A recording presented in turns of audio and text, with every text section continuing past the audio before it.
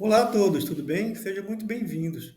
Esse guia prático é uma ferramenta de apoio ao Manual de Gestão e Governança, que sim é um documento estruturado pelo Programa Prata da Casa, da FIEPA Redes, para orientar associações comunitárias no fortalecimento de sua organização interna.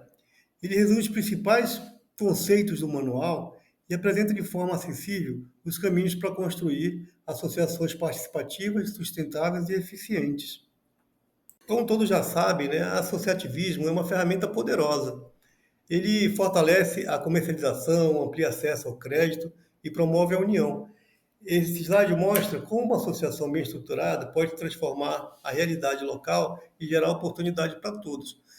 A melhoria na comercialização é um deles, né? Uma forma de melhorar a qualidade de renda dos produtores. E por meio da associação também é mais fácil obter acesso a crédito, financiamento, conseguir capacitação, né, mais adequada, mais voltada para a realidade da associação e assistência técnica também rural, no caso de produtores rurais. A associação pode se fortalecer e buscar esses órgãos que trabalham com assistência técnica, até fazer compras coletivas de insumos, né, que melhoram o preço, consegue-se um preço melhor, mais barato, comprando com um volume maior. Aumenta a representatividade, né, e aumenta também a influência política. A gente sabe que muitas políticas públicas elas são criadas e o produtor sozinho não consegue acessá-las, né? Mas por meio de uma associação ele consegue mais representatividade. Isso fortalece toda a comunidade, né? A comunidade reunida, associada, ela consegue atingir, alcançar melhores políticas públicas e trazer um desenvolvimento melhor, um fortalecimento maior para essa comunidade. O manual traz alguns passos, né, mais melhor detalhados sobre como estruturar a associação. É importante a gente entender que o primeiro passo é identificar os desafios, né? Os desafios que existem. Por que a associação ela vai ser criada? Ela tem que ser criada com alguma motivação, com alguma missão, né? Então, é importante identificar quais são os desafios que ela vai ter pela frente, né? Esses desafios têm que ser comum para todos os interessados que vão se juntar para poder formalizar, né, estruturar essa associação. Isso é a base, né, para que ela seja uma organização sólida e participativa. A partir daí, é importante mobilizar todos os interessados, né, e engajá-los, fazer com que eles tenham o mesmo pensamento e possam se unir em formato de associação para que possam juntos conseguir alcançar os objetivos. E depois é importante pensar na eleição da diretoria, né? A diretoria executiva, como nós vamos ver mais à frente, ela precisa ser criada porque ela vai ser a representante dessa associação. Então, além desse engajamento inicial e definição de como vai ser formada a diretoria executiva, é importante pensar em elaborar, né, criar um estatuto e registrar esse estatuto em cartório. Além da ata de constituição dessa associação, o estatuto também precisa ser definido e precisa ser registrado em cartório. Aqui nós vamos mostrar, de alguma forma, os passos para que esse processo ele possa ser seguido com segurança. Esse slide ele traz a imagem, né, a figura de um organograma, só para ilustrar. O organograma é uma ilustração, um modelo que mostra como a associação ou a diretoria executiva ela deve ser formada, né? Ela precisa ter pelo menos um diretor-presidente, um diretor vice-presidente, um secretário e um tesoureiro para iniciar. E também precisa ter um conselho fiscal, como nós vamos ver daqui um pouquinho mais ali na frente. E aí é importante também pensar, ter em mente que toda associação também, ela funciona como se fosse uma empresa, né? Então ela tem algumas obrigações fiscais que ela precisa ser atendida. Precisa cumprir esses aspectos regulatórios, né? Assim como Uma empresa, como eu falei, a associação que tiver funcionários, ela precisa cumprir as obrigações fiscais e trabalhistas, né? Precisa ter uma metodologia para admissão e demissão de associados, formalizar os contratos que existem, que pode ter de parceria, né? E também ter um registro de controle patrimonial. Isso tudo nós vamos ver também nos próximos slides. Esse modelo é um modelo de ficha do associado. É importante para estruturar a associação ter um nível de organização mais elevado, né? Pensar que todos os associados eles devem ter um registro formal. É importante que esse registro seja feito de alguma forma, mesmo que seja um livro de registro de associados, né? Ou se a associação tiver alguma estrutura melhor, como um computador, fazer um registro em um documento digital.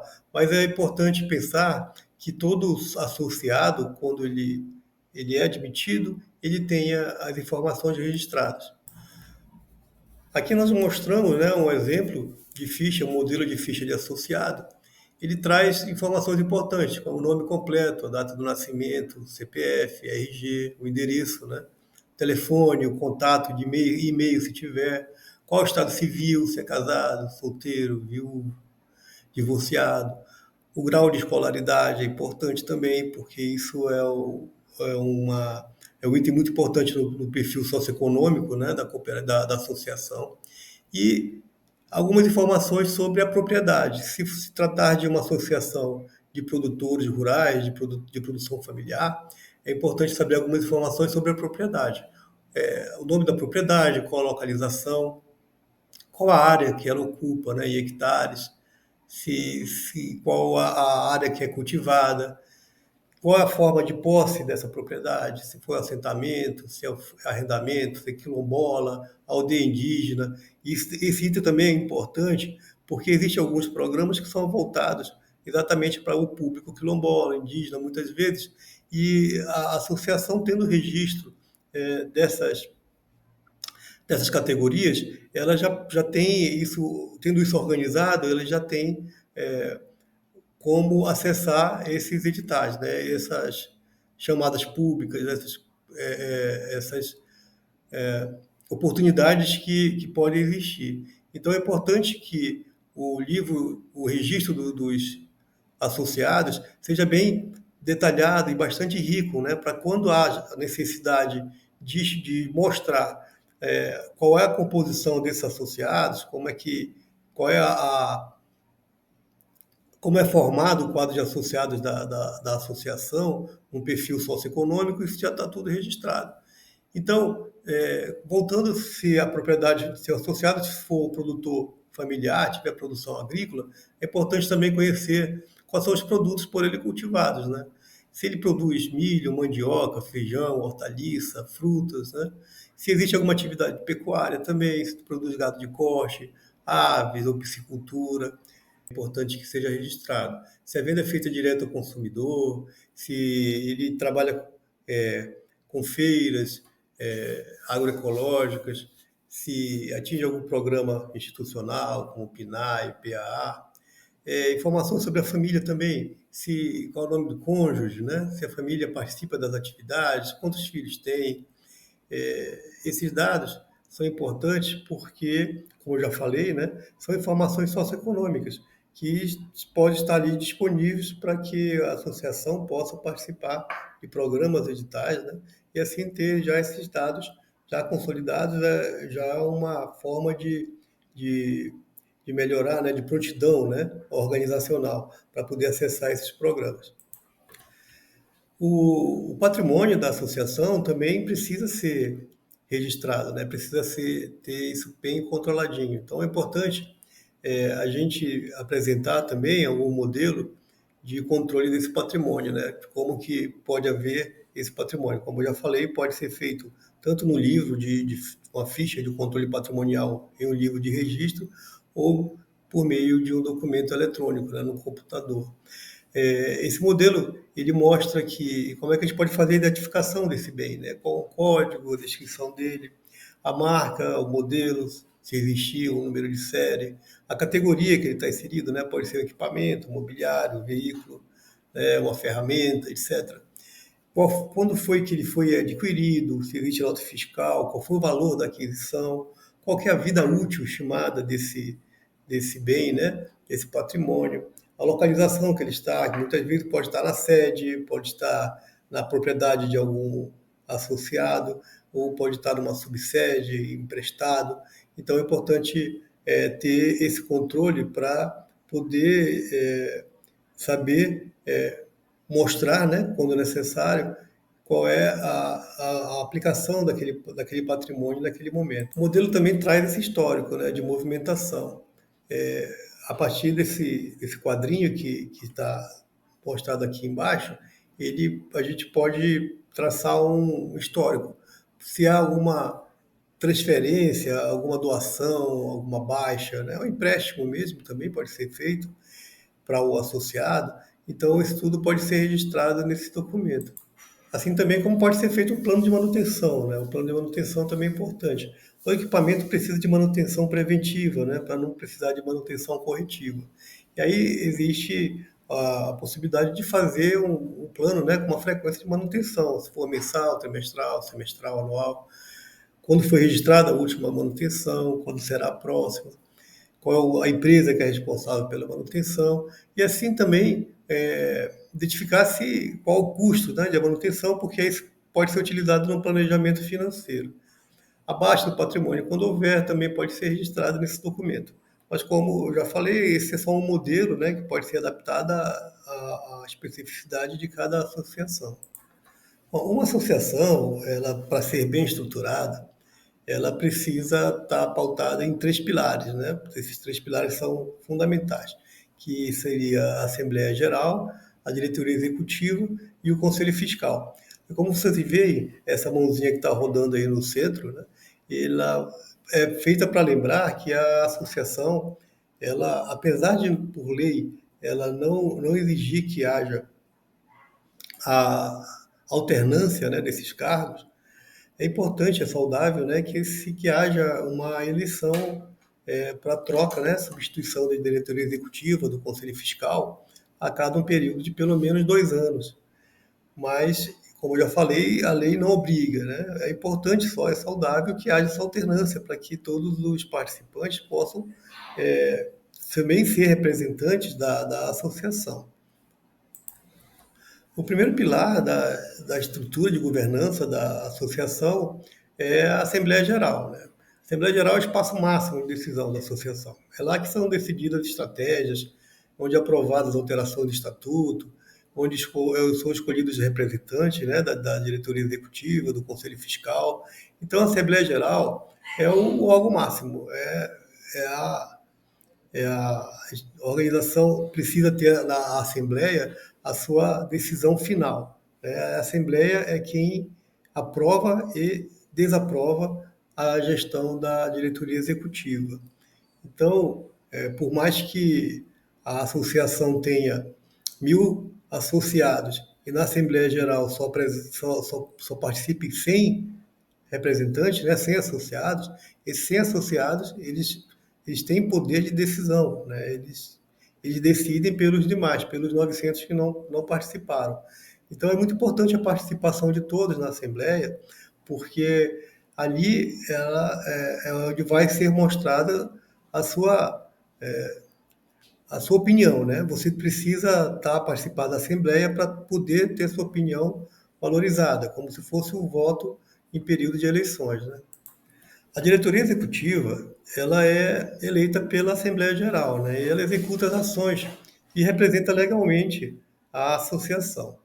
Ela tem as tarefas de gerir, né? De fazer a gerência da associação, gerir os recursos, aplicar as decisões da Assembleia, manter a associação em funcionamento e em crescimento, né? Sempre.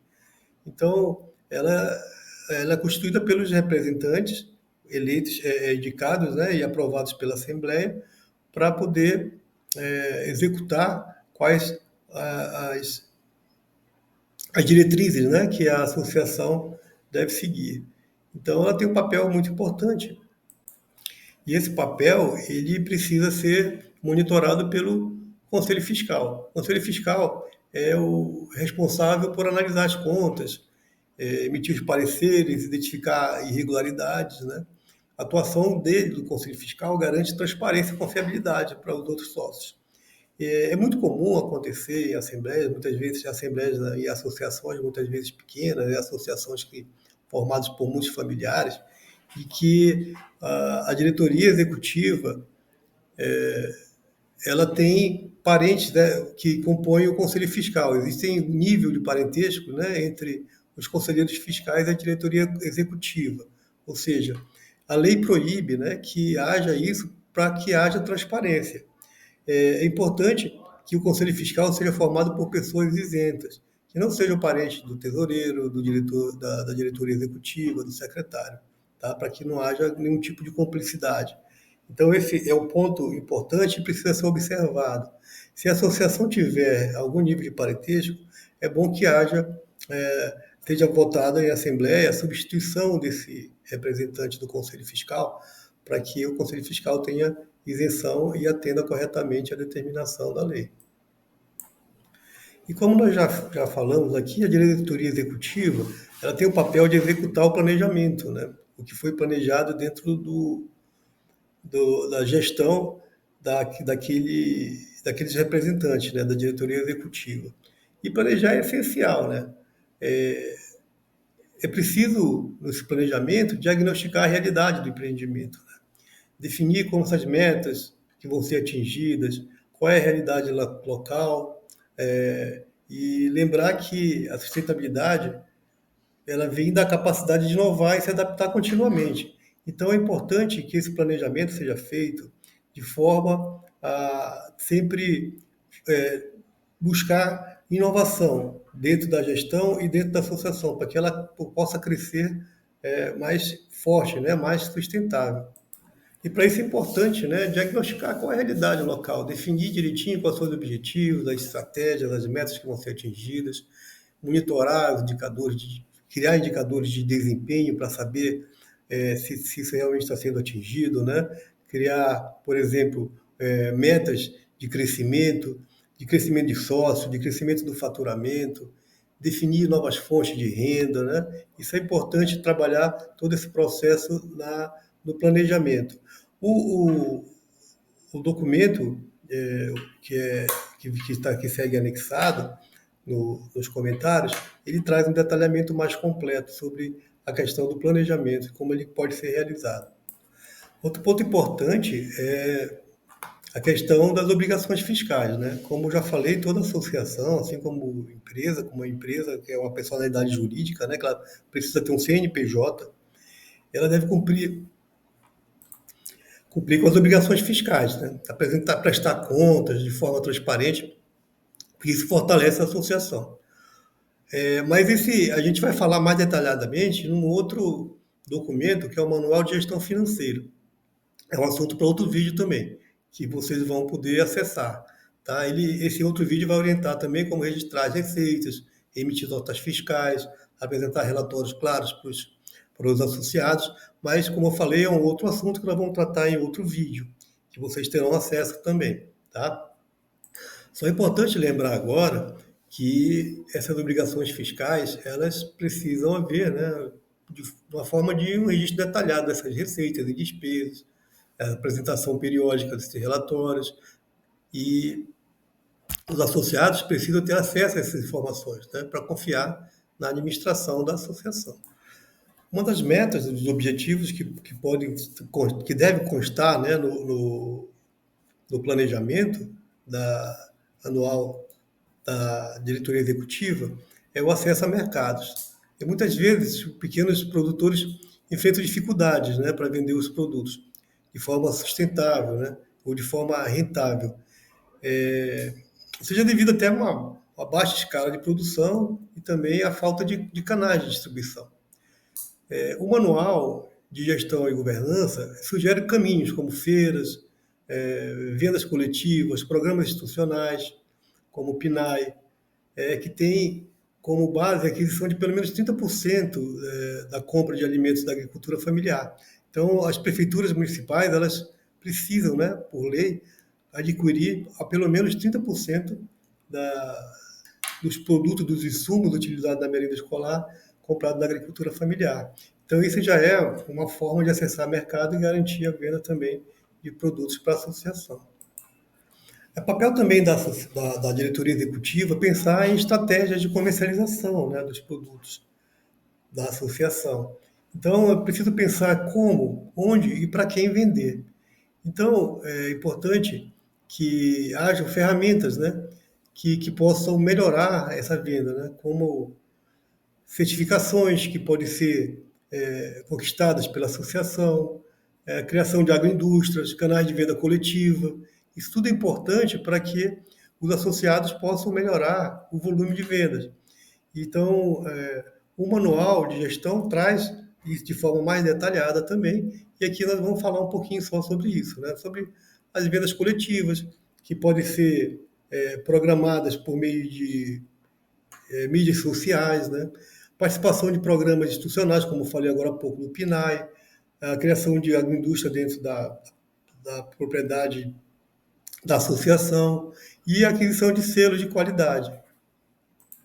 Esses selos de qualidade, eles ajudam muito em alcançar mercados, né? Existem selos, por exemplo, de certificação de qualidade social de produtos que são feitos da costura, do artesanato, selo de inspeção de produtos agrícolas, como o SIM, que é o selo de inspeção municipal, o CIE é o selo de inspeção estadual, o CIF é o selo de inspeção federal, o selo de produto orgânico, que pode ser utilizado tanto para hortifruti quanto para a produção de mel, os meliponicultores, o, o selo de indicação geográfica também, que agrega muito valor. A indicação geográfica mostra que aquele produto ele tem características próprias, né, daquela região ou daquela associação que produz. E o selo de mercado justo também, que é o Fair Trade, que esse selo é um selo internacional. O mercado justo é um selo que comprova que a instituição trabalha a precificação correta dos fornecedores, remunera os fornecedores de forma correta, pratica o comércio justo, não utiliza mão de obra infantil ou escrava. Então, esse selo também é um selo que repercute muito internacionalmente, né? Isso ajuda muito a agregar valor ao produto da associação. As parcerias estratégicas também precisam ser fortalecidas, né? E esse é um papel da diretoria executiva de realizar. Então, aqui nós mostramos como que isso pode ser, a associação pode se conectar a ONGs, a universidades, a instituições públicas, né, para trazer capacitação, suporte técnico, novas tecnologias. Muitas vezes há alguns entraves, né, na produção, alguma doença, por exemplo, que pode afetar a lavoura. Então, as universidades, muitas vezes, elas trabalham algumas pesquisas com defensivos, né, agrícolas que sejam naturais para a produção orgânica, com variedades que são mais resistentes à doença ou mesmo à estiagem. Então, é muito importante que a associação ela tenha parceria estratégica com as universidades, para que elas possam recorrer a essas pesquisas e utilizar essas pesquisas para corrigir, né, esse problema e melhorar muitas vezes a produtividade. É importante também as parcerias com órgãos governamentais, como a Emater, como a Embrapa, como a Depará, de forma que a associação possa recorrer a políticas públicas, a benefícios também, né, que façam com que elas consigam produzir melhor, acessar mais mercado. Então, esse vínculo, essa relação, essas parcerias estratégicas é fundamental. Assim também como pode ser feito parcerias com empresas, né, grandes empresas que precisam ligar o nome dela a empreendimentos sustentáveis, com responsabilidade social. Elas têm, essas grandes empresas, pelo menos, que trabalham com grandes projetos, com mineradoras, muitas vezes elas fazem acordos, né, fazem parcerias com associações e, de alguma forma, elas beneficiam com algum recurso, levando tecnologia, levando formas, né, técnicas de melhoria da produtividade e assim fortalece também a associação. Então, a questão das parcerias estratégicas é fundamental, é primordial, e a diretoria executiva precisa pensar nisso no seu planejamento estratégico. Outro ponto importante é recorrer a linhas de crédito. Então, é por isso a estruturação precisa ser bem feita, né? A estruturação fiscal, contábil, adequação às normas, porque a linha de crédito elas busca identificar qual o perfil da associação. E o nível organizacional desenvolvido já proporciona uma maior facilidade, né? Maior acesso ao crédito. Então, existe alguma linha de crédito que pode ser atingida, né? Alcançada, né? Como o Pronaf para a agricultura familiar, a linha de crédito que existe no Banpará, aqui no estado do Pará, Banpará Bio, FNO, o Banco da Amazônia. São linhas de crédito que podem ser atingidas pela associação e beneficiar os associados. Mais uma vez é importante, né, ressaltar que para atingir esse nível de prontidão organizacional, é importante a formalização dessas parcerias, né? Tendo como parceiros bancos, universidades, o poder público, né? Prefeituras, as instituições públicas, empresas, e isso tudo facilita o acesso ao crédito também. Porque na análise de crédito, a, os bancos, né? As instituições que fornecem crédito, elas vão analisar toda essa estrutura, né? Então é importante ter essas parcerias formalizadas. Quando você vai buscar crédito, se você levar ao analista de crédito que a associação ela é parceira de uma universidade, por exemplo, ou de órgãos do governo, ou de grandes empresas, isso já facilita bastante a análise de crédito. Então, levar a formalização, levar os contratos de parceria, termos de cooperação técnica, isso mostra um nível de organização muito grande da associação e facilita o acesso ao crédito. Outro ponto importante é pensar também em atender às normas, né, sanitárias e ambientais. No Manual de Gestão e Governança, documento que segue nos comentários, ele detalha melhor, né, de que forma que pode ser feito esse cadastramento, né?